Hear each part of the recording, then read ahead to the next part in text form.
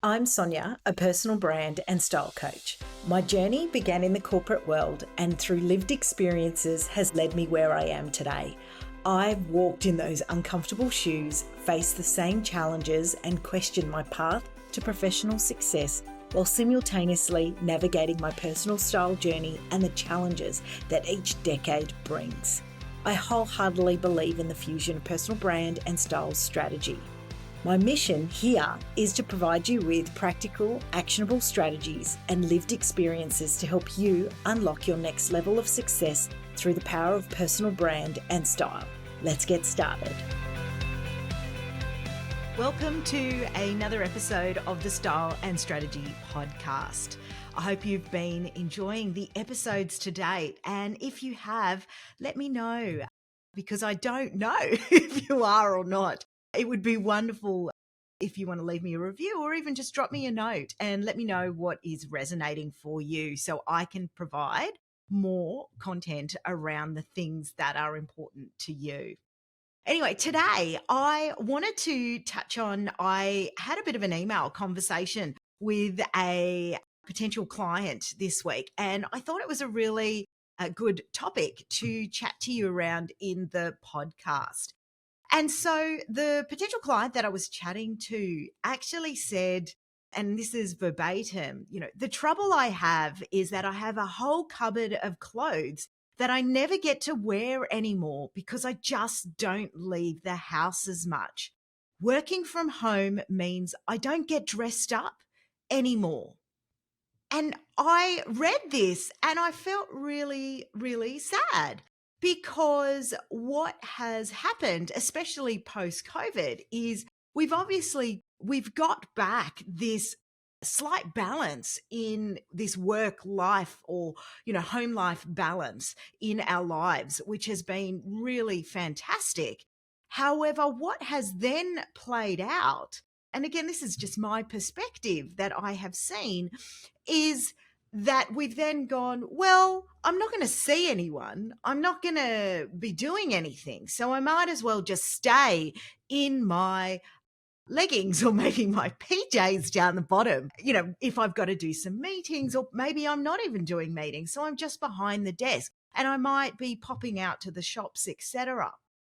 And, for a little while, this is okay. And I think many of us experienced this through COVID at the time, right? We got really excited living in our activewear sort of all day long. And it is easier, right? Because you get up, might go for a walk or walk the dog, go for an exercise, head down to the local cafe, and athleisure wear has become such a critical part of our day to day. However, what this has also done for many of us is where you aren't doing that shift. Yes, you've got a whole wardrobe of clothes that are sitting there that aren't getting used anymore. So we need to address that issue. However, at the same time, what we don't realize is from a mental perspective that actually, there is psychological studies that have been done on this to actually show that from a mindset side, there's a level of sort of that dopamine hit that comes through when you get dressed. You feel like you've got motivation to go do something, or there's that shift in your day that slowly slides away. Now, the key point that I do want to call out, because there is a misconception here that getting dressed for work always means you've got to get dressed up really, corporate or professional or things like that. I'm certainly not, there'll be certain industries where that may apply, but actually it's just looking to go, well, can I get dressed in a way that makes me feel ready for work or ready for the event that I'm doing something and gives me a bit more of a purpose, or dress for the event and or activity that you are actually going to do.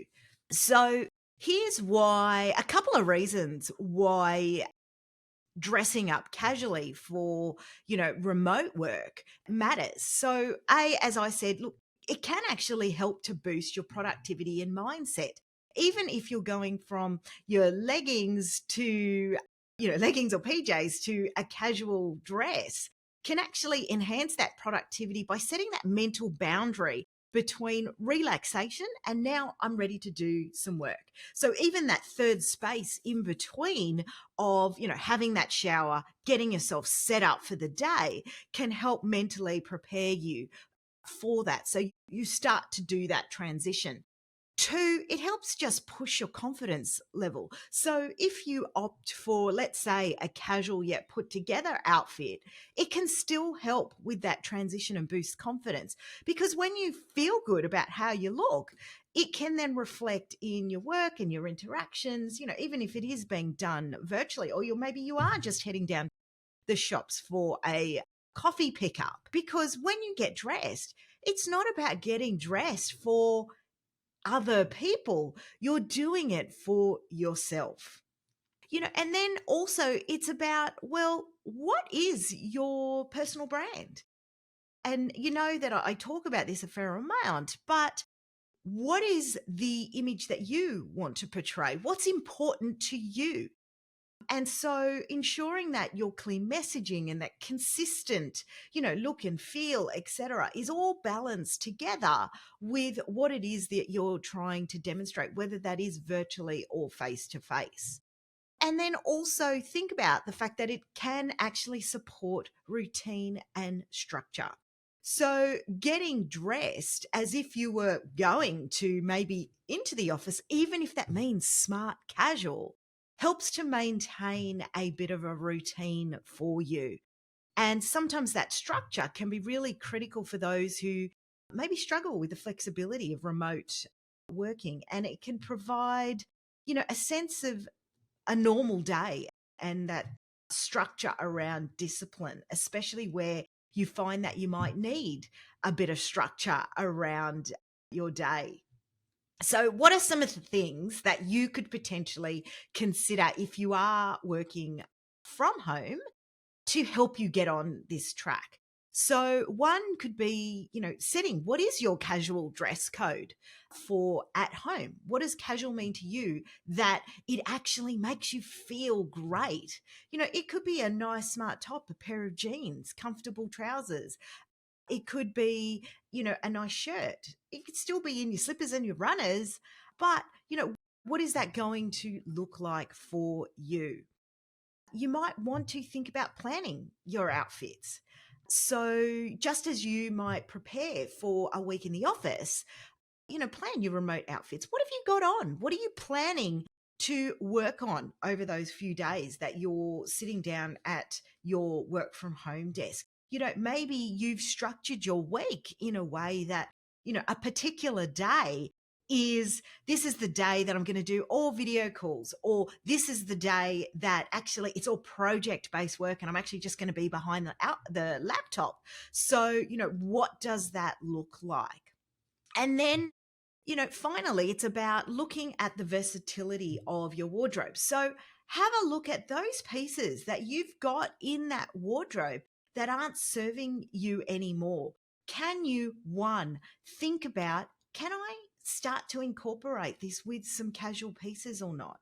Or can I wear these in different ways? So, for example, you might have had a lot of blouses or shirts in your previous world when you went into the office and that aren't being used as much anymore. So can you look at maybe layering those so that you've got some sort of undershirt underneath and you can wear it open so that way you're wearing it more, and then you could wear it with a pair of leggings over the top? How can you get more out of those pieces that are just sitting there? And if you can't, then it's time to sit down and reassess what is there. Because every time you open that wardrobe and you see those pieces in there, your brain is probably going through, oh, it's such a waste. I used to love wearing these pieces. I don't use them anymore. So, what can you do in order to either pass those pieces on to serve someone else better so they can get more life out of them?